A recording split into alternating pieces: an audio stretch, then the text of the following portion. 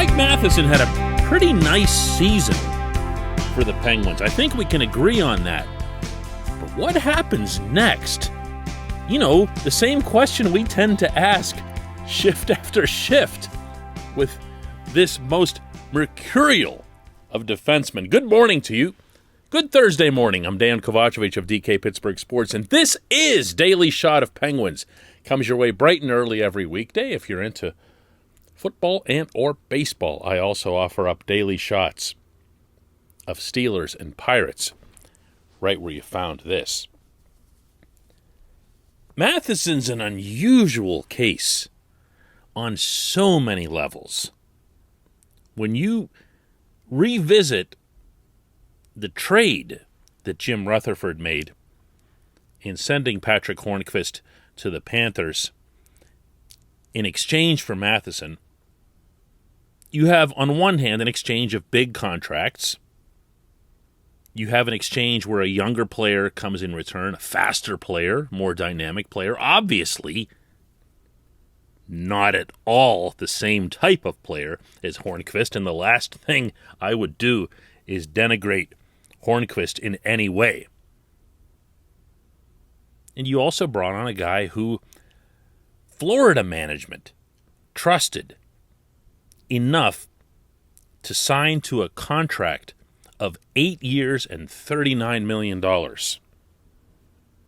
Whether the Panthers are right or wrong to do so isn't the issue here. It's that somebody watched this player, watched him mature in Sunrise, and said, this is a player we're prepared to commit to for those kinds of terms.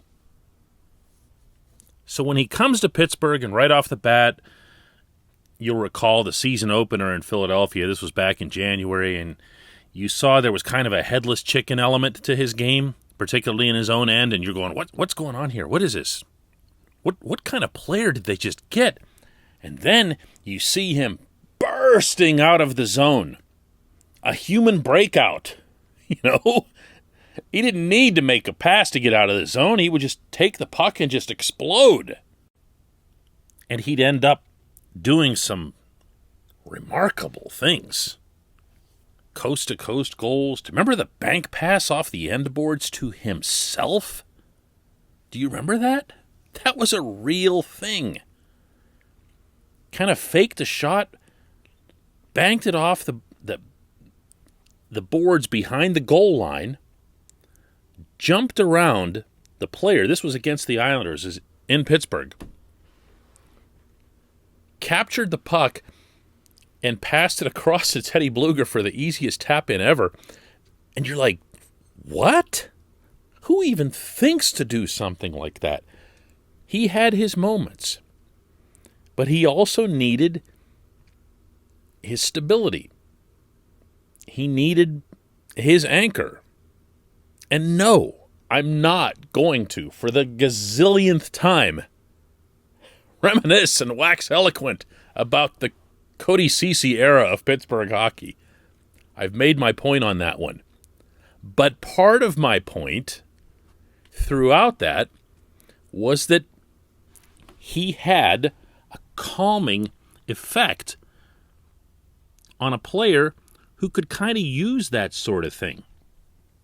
Matheson was interviewed by Dave Molinari of DK Pittsburgh Sports, our website.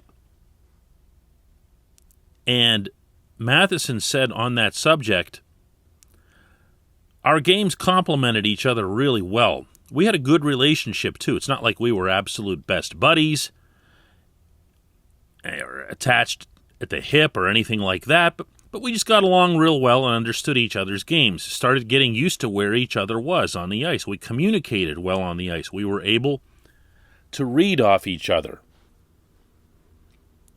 That's not nothing.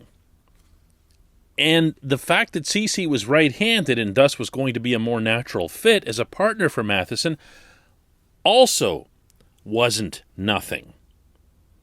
And I'm kind of thinking it's a priority, if not the priority, for the Penguins when they get to this training camp next month to figure out who they want to put there with Matheson and why. This portion of Daily Shot of Penguins is brought to you by the Greater Pittsburgh Community Food Bank, where they're committed to providing food for all of our neighbors in need across western Pennsylvania, and they, in turn, need your help.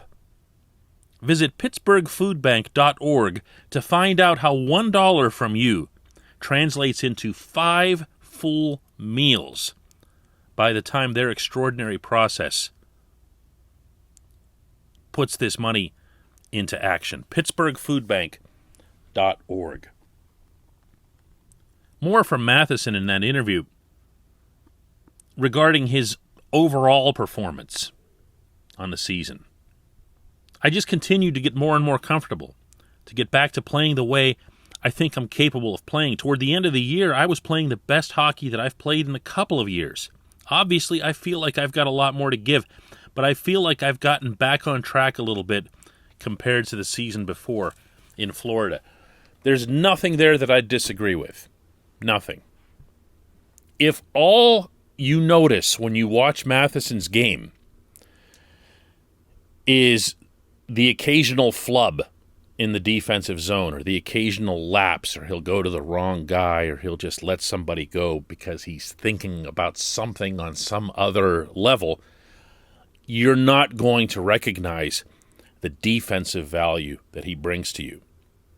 This is no longer 1984, where we look at offensive defensemen as freaks of nature who are liabilities in their own end.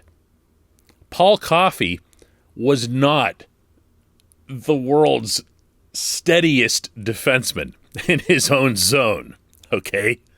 I'm not comparing Matheson to Coffey, but I'm making a point.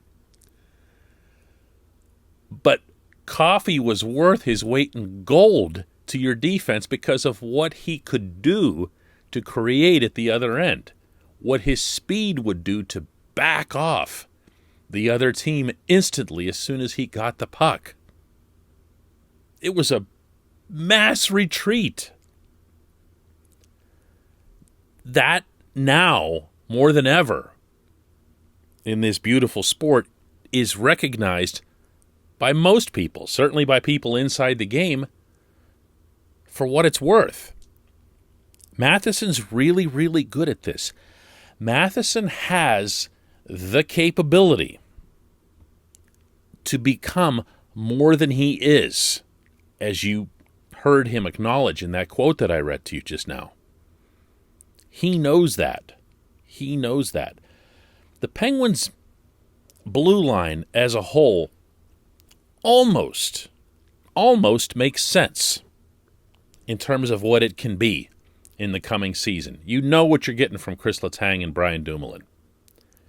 You know that Ron Hextall has now publicly challenged John Marino and Marcus Pettersson to be better, to be more consistent, to be more dynamic than they were last season. They got there. They got there eventually. They started to play their best hockey near the end, too. But they have more in them, and they're both younger. And then there's Matheson, who you're now kind of left on an island without Cece.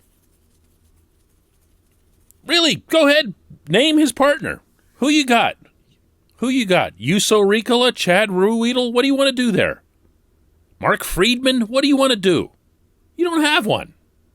You're going to have to either go get one or manufacture one, or find a way to elevate someone like a Ruhwedel or Friedman. Because one thing I'm not doing, I'll tell you this right now, is having Pierre-Olivier Joseph play his wrong side. That wouldn't be fair to him. That wouldn't be fair to anybody. So what do you do? What do you do there? How do you get the best out of a player who still visibly has a significantly higher ceiling? I'm hesitant to say like a star-level ceiling, but you see him do things that just make you go, wow. Things that other players can't do. I've compared Matheson to Alexei Kovalev in that regard. Again, not quality, not overall career, blah, blah, blah, blah, blah. Just in that specific context. Kobe could do things on the rink that other humans couldn't do. And you're constantly looking for a way, or you should be, for a way to really, truly maximize that. And, you know, they had that player, but I'm not going into the CC thing again. I'm not. When we come back, just one question.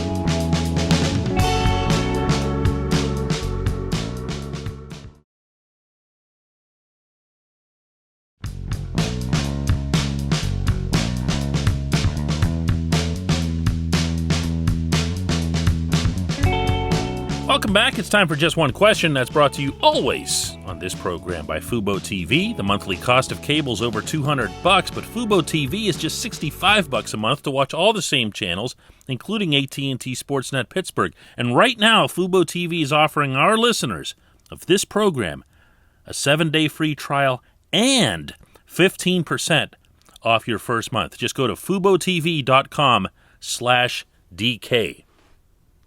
Question comes from Carmen, who says, we're digging deep for questions, so how about one about hockey collectibles? I know you're into comic books, but I'm not sure if I ever heard you talk about hockey cards and the like. So my question is, what is your most prized hockey-related card or collectible, and do you have your eye on one that you would like to add to your collection?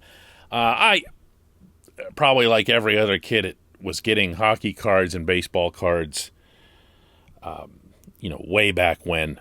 That's not something that I ever sustained or further pursued, even though I know and understand what it is to love getting those. I stopped a long time ago. As far as a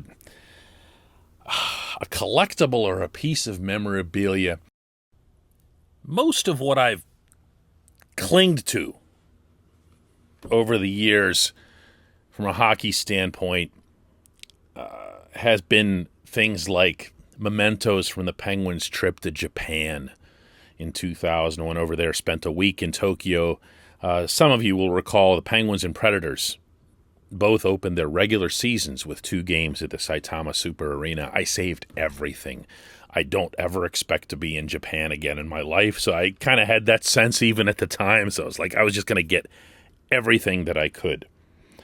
I'm OCD about saving stuff from the 5 Olympics that I've done, and that includes the 2 winter games in which I covered Sidney Crosby and Canada winning gold in both Vancouver and then in Sochi. Tons and tons of stuff from that. The pucks, programs, all kinds of everything like that. I don't really have that much on the NHL level. It's been more about, stuff that I've done when I've been abroad doing hockey. It's always felt more special.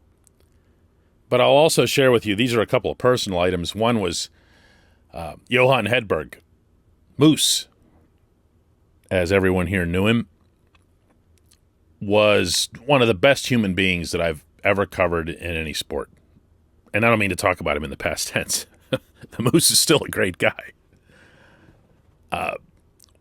When he left the Penguins, he was so appreciative of my coverage of his early days in Pittsburgh and his playoff run that he gave me his goaltending stick. Now, I have never, ever, ever accepted anything at all from a player that I cover. And this was something that he did after he had been traded. He was playing for Vancouver, and he gave it to me after a game that he'd played in Columbus for his new team. He'd invited me to come out there and go for lunch with him. And that meant a lot. That was also, again, I feel like I need to clear, any misconceptions here. I don't take gifts at all from people that I cover, but this was after he was gone. And I still have that goal stick. In fact, if you watch some of our videos and so forth, you'll see it in the background. That's what that is. And another one is a memento that was sent to me by Ian Cole and his family after my dad passed that I keep in a good spot. I'd written about really valuing the hugs that I would get from my dad, and they sent a marker that was basically about that. And those are the kinds of things. But if you're talking about, I'm going to start getting all goofy on you here now, but those are the kinds of things that I've held on to. It hasn't been cards, certainly not anything along the lines of what I've done in my life with Green Lantern comic books. I appreciate the question. Way to get me all mushy here now. We'll do another one of these shows tomorrow.